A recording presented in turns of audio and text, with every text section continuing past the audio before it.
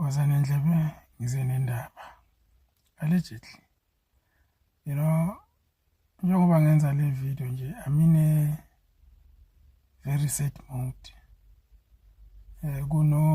Kuno commander bomkhonto la abangama ground forces omkhonto abasekubhaceni because of a certain case that happened. Labo commander babe busy ngomsebenzi omkhonto. And lapha bakhona ngisho ngithi bafana nabantu abalahliwe because bacashisiwe. Sekunesikhathi bangabona ama-families abo, and no one is helping them with anything.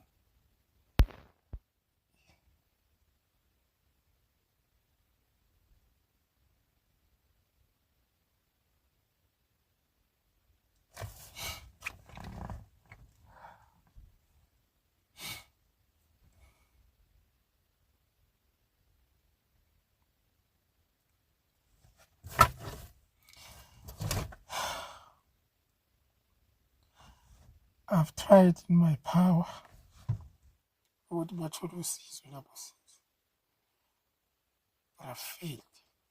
Gizimaliso. I've connected them with different leaders, and whatever happened, they were busy ngomsebenzi weqembu lethu.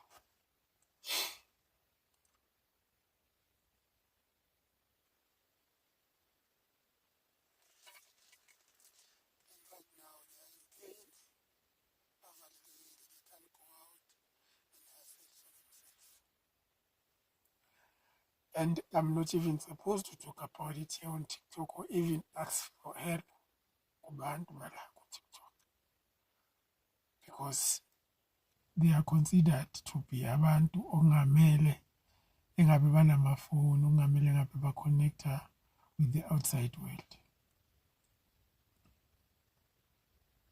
So labantu, they've been approached by different parties ukuthi bona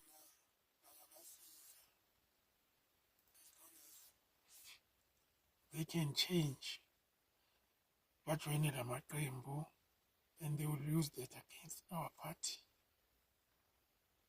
They've turned down even journalists that think this story is a big story, because in their corner, no one is talking about it.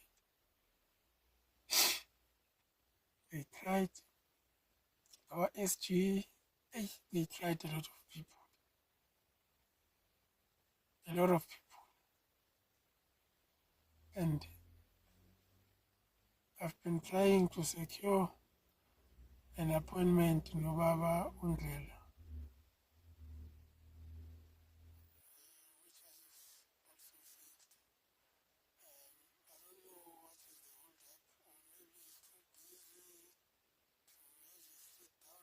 so that I can relate his stories and I'm a commander. So I'm in pain now because they sent me a voice note which, yeah, we've tried. We've been loyal to our party for more than 8 months, and our party is not coming through for us. So whatever decision that we are going to take today, may we not be judged, because we've tried to reason with our leadership. I know Uti, whatever decision they may take, even if maybe it's breaking news or whatever that would happen, it will also pass. But it breaks my heart. Uti, people are going to work hard, bezinikele, and then if something happens while bezinikele, and then they are on their own, I can say a lot, but I'm not that person ukuthi ngizothi nginganama-details kahle or ngingakaze ngahlala phansi maybe with u-SG or umuntu ebengizama ukukhuluma nawo Baba Macingwane, but I feel Baba Macingwane ukuthi he's not okay naye on his own. So I had so many calls ngimfonela ngimthole but ngithole ukuthi ulele or whatever. That is one person owayepromise ukuthi he will try and do something but akekho right, ubaba uWillis Mchunu. But abanye abantu engingazama akukho okutheni okutholakele. So ibuhlungu-ke le nto because ngiza la ku-TikTok. I'm not supposed to be talking about this here on TikTok, but this is where I share my happiness and this is where I share my pain. And right now I'm pained ukuthi we failed labo sisi as a party. And as ngisho ukuthi I even had a sit down probably with USG or whoever in top position to hear yena ekhuluma, because ukukhuluma nabo over the phone may not have an impact, but ukukhuluma nomuntu who is feeling their pain, a person that whenever they want to vent, they come to me, these commanders, whenever they want to vent, they call me. And I don't know whether there is a way to salvage something out of this. I don't know, but kubuhlungu ukuthi sisebenzisane sithi silwela into engcono kusasa, but uma ngabe kukhona umshophi wehla endleleni ebese siba neglected, that one is very painful. I'm not talking about me. Mina, I've grown a thick skin. Angicabanga ukuthi ngingahlukumezeka uma kuthiwa khona into eyenzakalile kimi ngisemsebenzini womkhonto because ngiziyele, angibizwanga, and